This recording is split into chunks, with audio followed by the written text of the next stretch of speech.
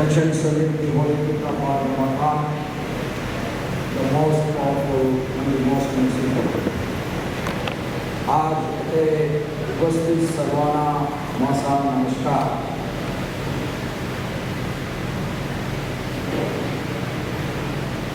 हमने foundation day celebration week of Ratan Tata Maharashtra state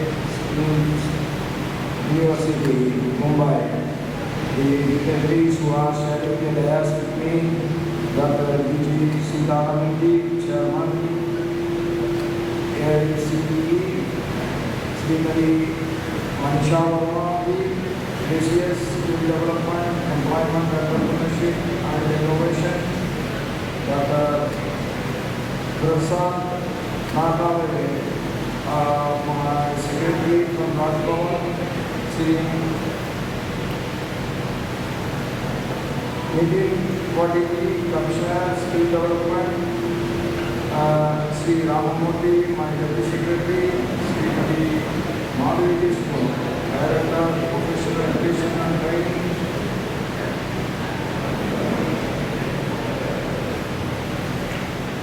Professor Dr. Apurva Paulkar, Vice Chancellor, Ratan Tata, Maharashtra State University, Council members of various countries, members of Governing Council, Academic Council, professors of faculties and other faculty members being awarded today, winners of the competitions, my dear Bhai Bhajano, Sabko Namaskar. I congratulate every one of you on this occasion of this Foundation Day celebration week of our Maharashtra State Skill University named after Ratan Tata. The university commenced its operations in January 2023. In a short time, it has created its impact and launched several innovative programs. Such a short span of history of life, the Skill University is doing wonderfully well, and it understands the market needs that is has to be appreciated. This university is really lucky to have Sri Mangal Pramod Kodali as its minister. He is a man, patient and a silent watcher, and he always humble, but doing things very deeply. His actions speak louder than words. I congratulate Sri Kodali and his team for their decision aimed at transforming industrial training institutions. Skilling, reskilling and upskilling are not just tools for economic advancement, they are the instruments of transformation that can shape the destiny of our nation. What is the skill yesterday will not be having any relevance today. You take typewriting. When we were in the schools, we used to go to the typewriting institute and get an award here to learn typewriting. That was, at that time, it was to the thought of the society that learning typewriting means you are advancing in your activity. But today it is not like that. You can speak, you will get typewriting. So many advances have come. But accordingly, we have to improve our skills. We have to be up to date with the modern thoughts, modern innovations, modern requirements. That is where the success story of a single individual is being likely. And if we can equip ourselves in a better way, that makes our success story will be much more greater. So this skill training university is aimed at how to bring a close correlation between the market needs and the theory. No doubt there will be always real difference between the theory and the market practice. There should not be so huge gap. what it is today in many of our subjects and students. When an income student getting out of the college is not able to operate an accountancy in a firm, that should not be. So this skill university is doing a wonderful job. And I will tell you one thing, for all youngsters who are studying here, whatever may be the training, whatever may be the learning, what makes you different from others, what makes your success rate very high, if you involve yourself with your work, with the self-discipline, that is where you will be coming out with a very successful career. Why Japan and China are so successful? It is very simple. Their work culture is so good. When they involve into the work, they don't deviate their attention. Their attention towards that work, maybe manual, maybe research, whatever it is, they don't deviate. And they are very particular about the timing also. When you are involving, when you are doing work in time, then ultimately the project will get completed in time. Everybody's contribution makes the project very successful. So we have to be with one single thought, that is involvement with our work and the self-discipline.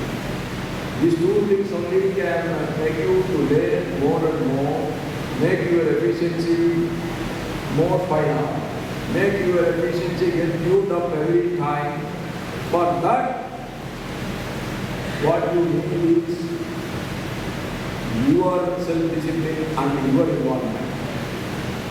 And this, we want India to be reached by 2047. That is the great dream of our Prime Minister Narendra Modi, and he is spending now a lot of money on research, lot of money on skill development.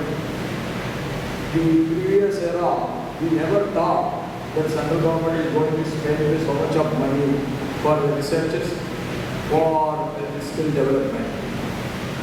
So Modi has given his thought, unless we equip ourselves, our youngsters are get equipped themselves, it will be impossible to meet the standards of the international era. So it is very simple. First we have to understand what is the real need and how to achieve the real need by practice. These are the two things that determines our efficiency, and we can raise our efficiency to the international standards. And our state government is doing wonderfully well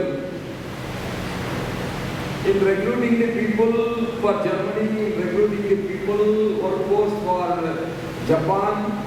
That I have participated in 2 functions, and I was astonished to know the involvement of our skill development ministry in recruiting the people and helping them to go abroad. But I will tell you, I am from a state which is well known for getting the other languages, Tamil Nadu. But by getting other languages, we can never come up. I am telling you very honestly, by getting other language, is not loving your mother language. You have to love your mother language, that is different, but you must know as many languages as you can. That will make you more and more equipped yourself. If you know Chinese, your business with Chinese and your interaction with them, their firms will be much easier. If you know German, if you know Japanese, you will be easily accommodating in those countries. So you have to decide, yes, I want to go for some job in Germany. Then you must try to learn Germany. Hindi is a must. If Hindi, I don't know Hindi, that is my biggest handicap today. If I can understand Hindi, then I can understand the emotions of the poorest among the poor. Though we are the fifth largest economy today, still at least 20% of the people are living with poverty. Of course, there is no starvation there. The essential needs have been met out by the government today, but still people are living in poverty. If I cannot understand the poor man's emotions, then how I can be a leader? So to understand, you cannot learn every language, that I understand. But you must learn at least few languages so that our efficiency can be presented in a better way than by the others. So, my appeal to the students, you decide. You want to work closely with the Japanese, you try to learn Japanese language. If you want to work closely with Chinese, you try to learn Chinese. If you go to Germany, if you want to have an appointment with a dentist, it will take 6 months to get an appointment. By the time you don't know what will happen to your teeth or what will happen to your head. But we got a lot of dentists here, they cannot go because they don't know the German language. So I am insisting with our medical university that these doctors should learn at least one foreign language where they want to go and work. Maybe German, maybe French, maybe Italian, maybe Japanese. They must learn one more language. When you are young, you can learn as many as languages.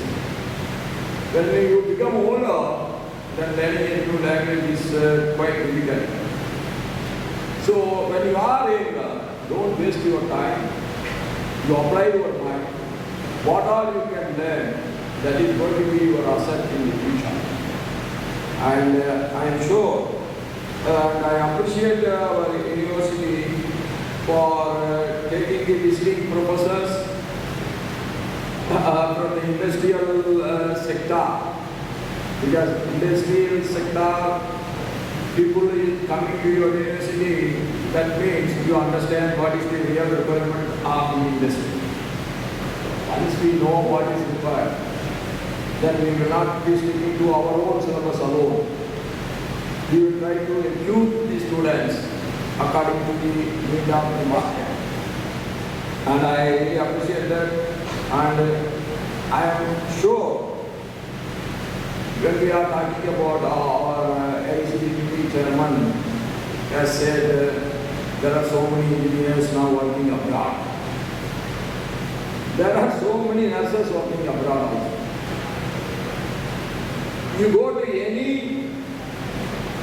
leading hospital in Germany, leading hospital in France, leading hospital in America, leading hospital in UK, you can easily find 2 or 3 or 4 or 5. Our Indian nurses are working there. So, when I met the Italian ambassador, he was telling me, sir, we need a lot of unskilled workers for cutting the grapes in our country. So the opportunities are immense. It is so much of opportunities available all over the world. Only thing we have to equip ourselves and we have confidence in us that I can go and I can do it. Dodaji, I understand. Don't worry about anything. No need to say Maaf karo or something. What you are holding you? Yes, no, that you have been elders elsewhere. So we have to understand this. What is the requirement? Okay, what we do with our unskilled, uneducated workforce? They are also having a lot of opportunities. You have to train them. And you create as I said earlier, the need of the market should be listed out. Once that has been listed out, then we know what we should do and how to equip our people to meet the requirements in the national. We are very rich with human power. That human power has to be properly utilized. And nowadays, it's not well organized. It has to be well organized. And it will be much easier for the foreign countries to recruit from India. But I will tell you one thing. Our people are more sincerely working when they are in abroad. They are doing better work in abroad than within our country. That is our natural, we immediately adopt the requirement of the environment of that country. That is the greatest advantage the Indians are having today. The youngsters are having today. So with these things, I appreciate the university for all the initiative it is taking, and both the additional secretary and the vice chancellor, both of them were telling when I was sitting in their class that they want to present a presentation to me. You are welcome to the Raj Bhavan anytime when I am here. Definitely I will go through your presentation, so I can learn also better what you are doing and where all we have to improve further. With these words, I wish all the youngsters who are assembled here that teaching and learning, there are two things. Teaching has to be done by others. The learning has to be done by yourself. How much you hear, how much patiently you pay your attention, that much your knowledge improves. That never forget it. If somebody is teaching you, your body is present here, your mind is present elsewhere, then you cannot understand anything. Body presence and mind presence should be together so that your knowledge improves, your knowledge gets refined, you get yourself retuned. With these words, I pray to God that all the youngsters should be very successful in their endeavors in the future as well as on today. And I thank you for the university giving me this opportunity to share some of my views with you. And God bless Jai Bharat, Jai Mata.